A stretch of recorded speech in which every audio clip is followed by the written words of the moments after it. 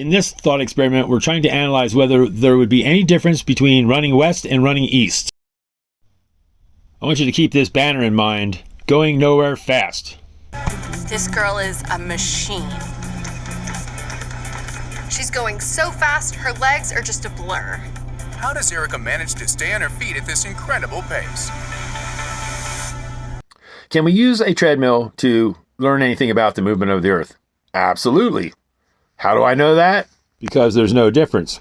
We've gone up to the 89th parallel where the speed of the alleged rotation is 18.1575 miles per hour.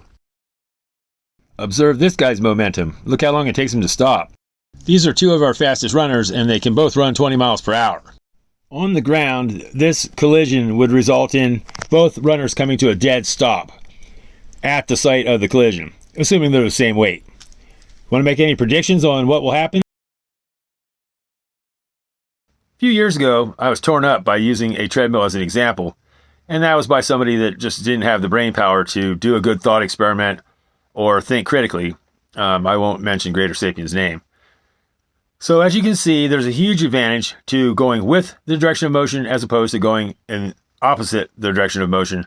There's a huge benefit to going with the direction of motion always. If the wind's at your back, it's better than if the wind's blowing in your face. If you're swimming downstream, you're way better off than swimming upstream. If you're walking with the direction of the Earth, you would have a big advantage compared to walking back against the direction of the Earth. The Earth doesn't spin. When figuring momentum, you would always have to add the rotational speed if you were going east, and you would always have to subtract the rotational speed if you were going west. I should let some of you fall into a gigantic trap and let you go ahead and cry foul for adding speed and taking away speed. The interesting irony here is that that's exactly what you do with the planes.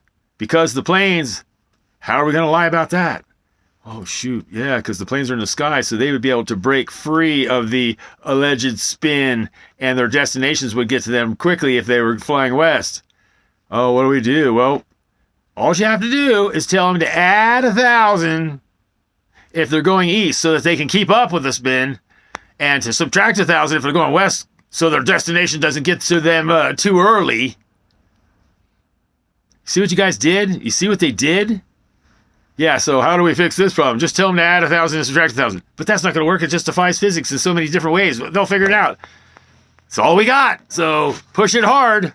And guys like you ate it up. It blows me away, Professor Dave, that you can't use your own knowledge to look at your own stupid model and realize that you have no model.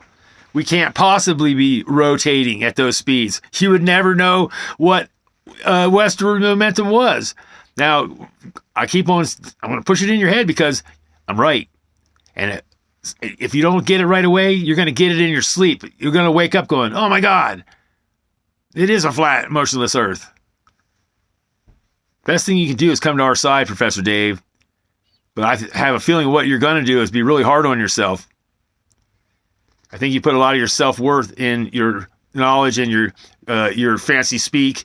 And plus you taught people this garbage. And plus you were good at it. So you got more people convinced that they understood the garbage. Hey, how many of them came up to you and said, that I finally understand it. Oh my God. They finally understand the insanity. They had a brain that worked right. That's why I didn't want to try to understand it. And then you made it clear to them, and now they get it. Oh, man. Don't be hard on yourself. Just come over to the right side, and then your channel will really fly. If you lived on a globe, it would be self-evident